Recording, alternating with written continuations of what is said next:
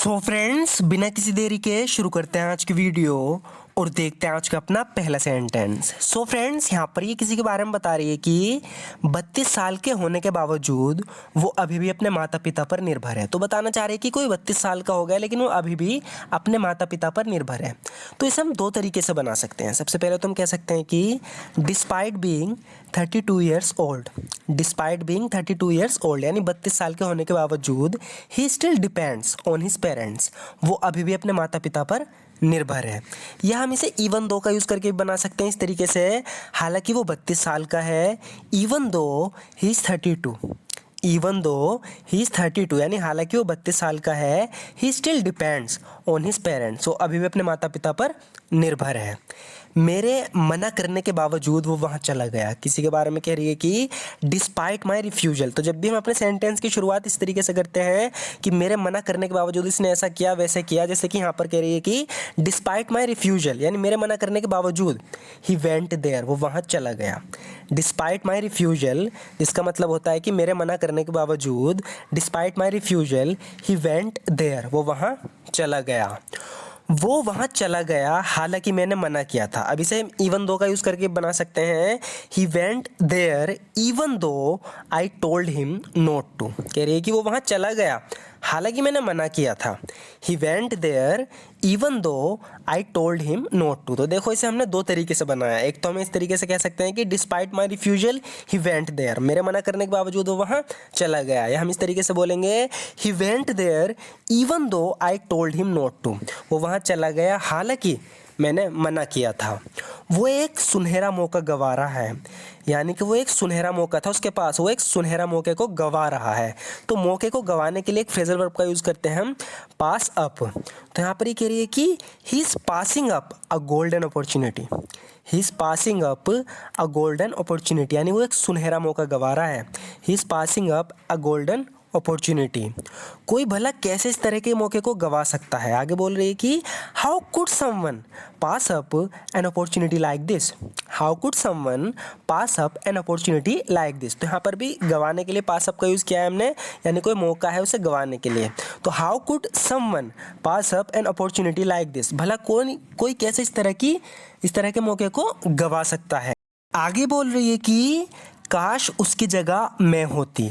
तो इसे हम इस तरीके से बोलेंगे इंग्लिश में, I wish I were in his place. तो ध्यान रखना इस तरह के सेंटेंस में हम पास्ट का यूज़ करते हैं, जैसे कि यहाँ पर हमने वर का किया, क्योंकि ये इमेजिनरी सेंटेंस है। यहाँ पर ये उसकी जगह पे है नहीं, ये इमेजिन कर रही है खुद को, काश मैं उसकी जगह होती। I wish I were in his place, अगर उसकी जगह मैं होती। आगे बोल रही है कि if I was in his place, if I was in his place यानी अगर उसकी जगह मैं होती, मैं उस मौके को जाने नहीं देती, यानी मैंने उस मौके को नहीं गंवाया होता, मैं नहीं गंवाती उस मौके को। I wouldn't have passed up this opportunity, I wouldn't have passed up this opportunity यानी मैं इस मौके को नहीं गंवाती। I wouldn't have passed up this opportunity. Next होगा फ्रेंड्स, यहाँ पर ये कह रही है कि हम कभी कभार ही बाहर खाने जाते हैं। सो फ्रेंड्स, यहाँ पर कभी कभार, इसके लिए हम एक इडियम का यूज़ करेंगे, once in a blue moon.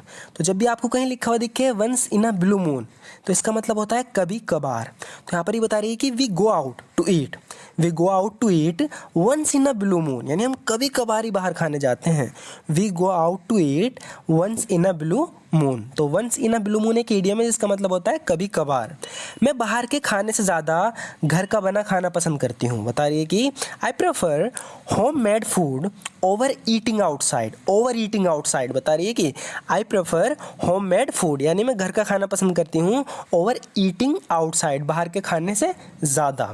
तो यहाँ पर इसका हम टू का यूज़ करके बना सकते हैं, ओवर की जगह हम टू का यूज़ करेंगे, लेकिन वहाँ पर आएगा ईट आउटसाइड, जैसे यहाँ पर ईटिंग आ रहा है। तो बता रही है कि I prefer home made food over eating outside, मैं बाहर के खाने से ज़्यादा घर का खाना पसंद करती हूँ।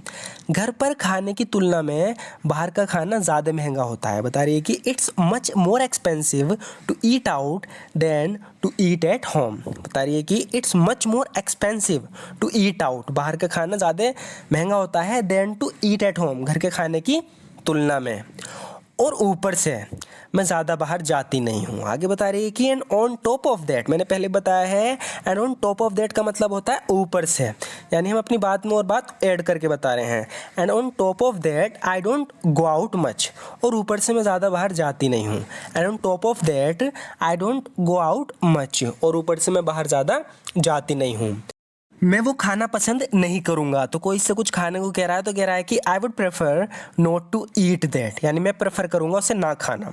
आई would prefer not to eat that, यानी मैं उसे खाना नहीं पसंद करूँगा। और वैसे भी मैं वापस जा रहा हूँ, बोल रहा है कि ऑन टॉप ऑफ दैट, और ऊपर से मैं वापस जा रहा हूँ, और वैसे मैं वापस जा रहा हूँ। And on top of that I am going back, and on top of that I am going back, और वैसे भी मैं वापस जा रहा हूँ। हमने उनसे संबंध तोड़ लिए हैं, इस तरीके से हम बोलते हैं ना कि हमने रिश्ते ख़त्म कर लिए, उससे संबंध तोड़ लिए। तो इसे इंग्लिश में बोलेंगे we have broken off relations with them. We have broken off relations with them, यानी हमने उनसे रिश्ते तोड़ लिए हैं। We have broken off relations with them. Sunday को छोड़कर ऑफिस हर रोज़ खुला रहता है। तो इससे पूछ रही है कि ऑफिस कब कब खुला रहता है, तो बता रहा है कि the office is open, the office is open every day except Sundays. बता रहा है कि the office is open every day except Sundays, यानी संडेज को छोड़कर, संडे को छोड़कर ऑफिस हर रोज़ खुला रहता है। हम हफ्ते के 6 दिन काम करते हैं। बता रहा है कि यहाँ पर हम we work 6 days a week, we work 6 days a week, यानी एक वीक में हम 6 दिन काम करते हैं। We work 6 days a week, यानी हम हफ्ते के 6 दिन काम करते हैं। मुझे ज़्यादातर रास्ते चल कर आना पड़ा। इसे इंग्लिश में इस तरीके से बोलेंगे I had to come most of the way on foot. I had to come most of the way on foot, यानी हमें ज़्यादातर रास्ते चलकर आना पड़ा। तुम्हारी वजह से मैं यहाँ तक पहुँच पाया हूँ। तो ये ज़िंदगी में काफ़ी आगे आया है। ये बिल्कुल ज़ीरो से शुरुआत करी थी और आज करोड़पति है, यानी कि बहुत ज़िंदगी में आगे बढ़ गया है, लेकिन किसी की मदद की वजह से। तो बता रहा है कि you are the reason I made it this far. You are the reason I made it this far, यानी तुम्हारी वजह से मैं यहाँ तक आ पाया हूँ। You are the reason I made it this far. मैं तुम्हारी झूठ बोलने की आदत से तंग आ गई हूँ। इसे बोलने के कई तरीके हैं, लेकिन आप इस तरीके से भी कह सकते हो कि I am done with your habit of lying. I am done with your habit of lying, यानी तुम्हारी झूठ बोलने की आदत से मैं तंग आ गई हूँ। I am done with your habit of lying. वो मेरा दोस्त नहीं है, सिर्फ जान पहचान का है। He is not a friend of mine, इस तरीके से हम बोलेंगे he is not a friend of mine, यानी वो मेरा दोस्त नहीं है। ओनली एन एक्वेंटेंस, वो सिर्फ जान पहचान का है। एक्चुअली वो मेरे भाई का दोस्त है। Actually he is a friend of my brothers. Actually he is a friends of my brothers, actually वो मेरे भाई का दोस्त है। ये तूफान से पहले की शांति है, इस तरीके से हम बोलते हैं ना। तो कह रही है कि दिस इज़ द काम before the storm. This is the काम बिफोर द स्टॉर्म, यानी ये तूफान से पहले की शांति है। हमें बहुत सावधान रहना होगा। We have got to be very careful. We have got to be very careful, यानी हमें बहुत सावधान रहना होगा। तो ये लास्ट के जो आपने 4 से 5 सेंटेंस देखे, जिन्हें मैंने जल्दी जल्दी पढ़ा है, ये हम पहले भी देख चुके हैं पुरानी वीडियोज़ में, लेकिन मैं लास्ट में कुछ रिपीट करता हूँ। हर वीडियो में आपको बताता हूँ। ये इस तरीके से इसलिए रिपीट करता हूँ ताकि आप प्रैक्टिस कर पाओ। तो लास्ट के 4 से 5 सेंटेंस जो होते हैं वो प्रैक्टिस के लिए रिपीट होते रहते हैं। इस तरीके से आप भूल नहीं पाओगे और उन्हें यूज़ भी कर पाओगे। तो अगर आपको तरीका पसंद हो और आप भी इस तरीके से रेगुलर प्रैक्टिस करना चाहते हो, अपनी इंग्लिश को इंप्रूव करना चाहते हो, तो हमारे चैनल को जरूर सब्सक्राइब कर लेना। वीडियो अच्छी लगे तो लाइक ज़रूर कर देना। And thank you so much for watching this video friends.